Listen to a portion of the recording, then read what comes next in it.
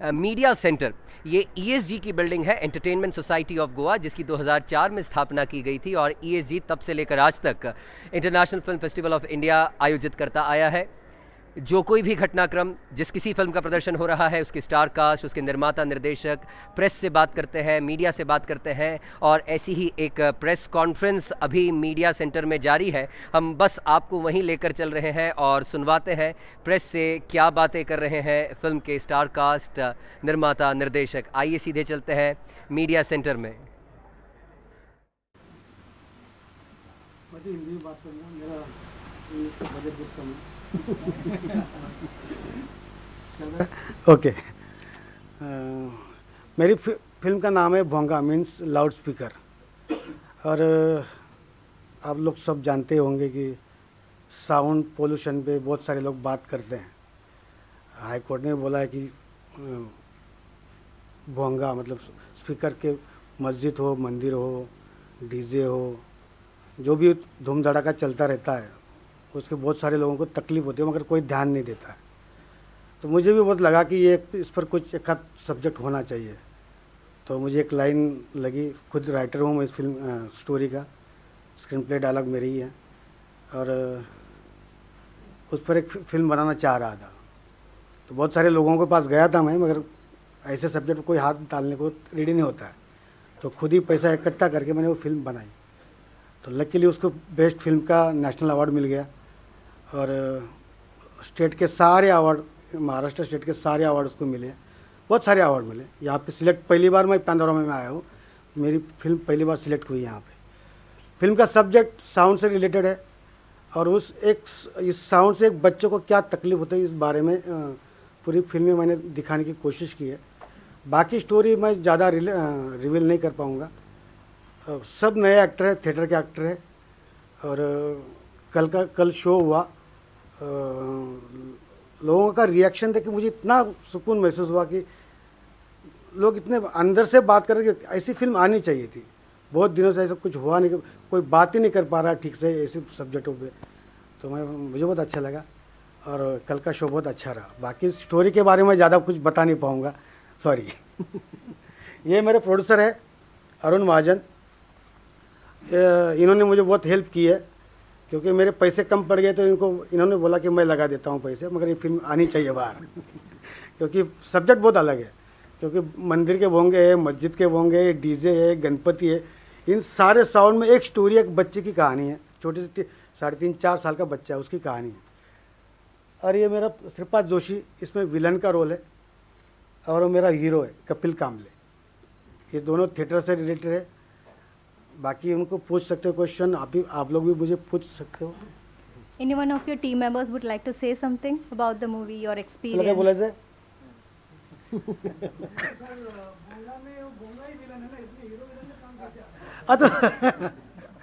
वैसे अब क्या है ना, लोगों को आदमी दिखाना पड़ता है। भोंगे तो हीरो मानते नहीं लोग।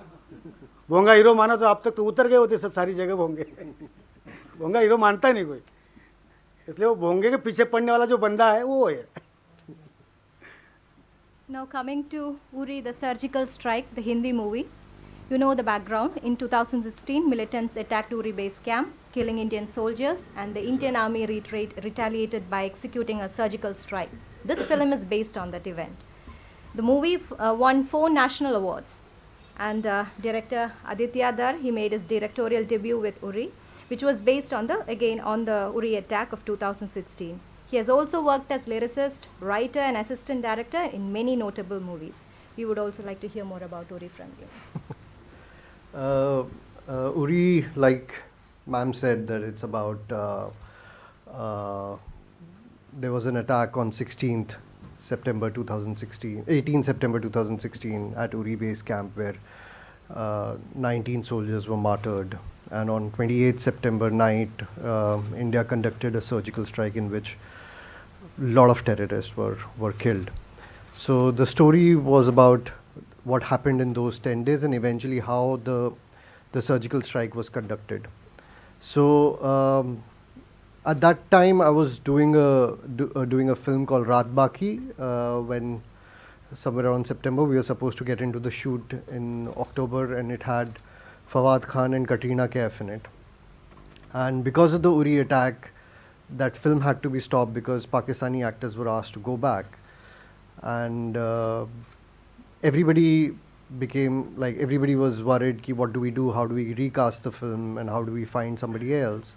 While we were thinking of that, the surgical strike happened, and suddenly I was kind of more interested in knowing exactly how did Indian Army pull off such a huge operation. It was one of the biggest covert operations ever conducted in India, and suddenly my whole attention shifted to that. So in film industry, it's very important to have a certain level of tenacity to survive. And I think it was because of that tenacity, we found an opportunity where it actually became like a problem for us. Our film was getting shelved and everything. And suddenly that problem itself became such a beautiful story for us to showcase to people. And the film purely was supposed to be a tribute to our Indian Army and their sacrifice, and especially to their families, the kind of sacrifice they have to make. And I'm glad that it was really, really well received. It was supposed to be a very small film, but the kind of love and appreciation we got from across the quarters and from the army fraternity, defense fraternity, and everywhere, it was incredible. And then we won national award, and everybody started recognizing our work in terms of the technical aspect of it. And whatever said and done, it was an incredible team effort. We had the average age on our set was 25, so it was an amazing team effort. Thank you.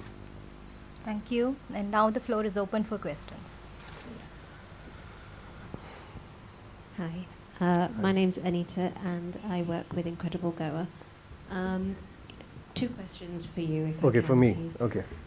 First of all, how do you feel that How's the Josh became such a huge line, and pretty much everybody in the whole world knows it? So, on the day of the shoot, we had, obviously, it was a part of the script, but Vicky kind of was not very convinced with the line because he felt that, I don't know what the motivation is for the leader to tell in this particular scene.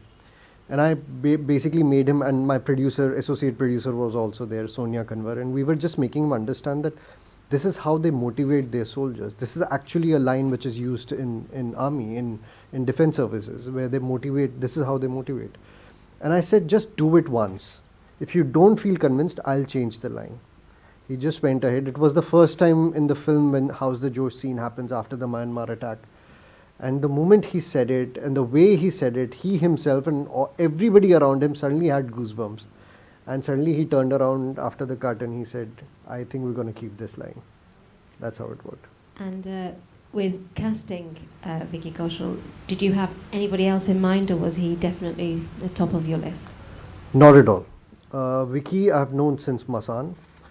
I had watched Masan, and I called him up and I said, like, once in my lifetime I want to make a film with you for sure, because you're such an incredible actor.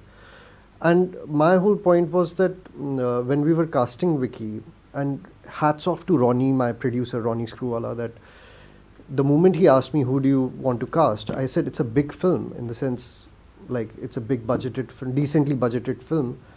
So, but I want to cast a comparatively a newer guy. So he said, who is that? So I said, Vicky. So, and he asked me why.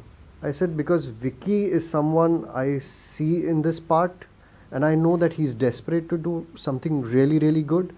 And at the same time, he's somebody who will give me 6 months of training, and I will make sure that he transforms himself in 6 months. And the way he got into the character, the way he started training, it was incredible. It was just incredible. And hats off to him, hats off to the dedication of each and every actor in the film. Like I said, it's a complete team effort. That's how it happened. Aditya, first of all, congratulations for winning the national award and for the wonderful film. Thank you, sir. My question is that this film has been used as a propaganda by the then and the now ruling party in the last election. There were a lot of allegations around that. How Yeah. would you like to react on that? See, what I'm trying to show in my film is chronologically what happened in those 10 days. Now, if the decision was taken by the current government, I actually cannot bypass that just because some people might feel it's a propaganda film. I'm telling you the reality, what happened in real. I will not, as a filmmaker, I need to be true to my craft more than I need to be true to certain section of the society. So I stuck to my guts. This was the story which actually had happened. This is how it was planned, and this is the closest I could get without making it into a documentary in a film space. This was the closest I could get, and I stuck to it because the whole point is if this film, I wouldn't have said this story, somebody else would have definitely said it, and it's impossible to negate the contribution of government. It's impossible to negate the contribution of ISRO and DRDO and all the technical teams which were involved in it, the same way as it was a completely army's point of view. So I wanted to show how everyone got together, including government and all the departments and everything, and for a single cause where they wanted to make it a point that we will not keep quiet this time. Like, we want to give a reply. Like, we want to give a reply to whatever has been happening to our soldiers. And I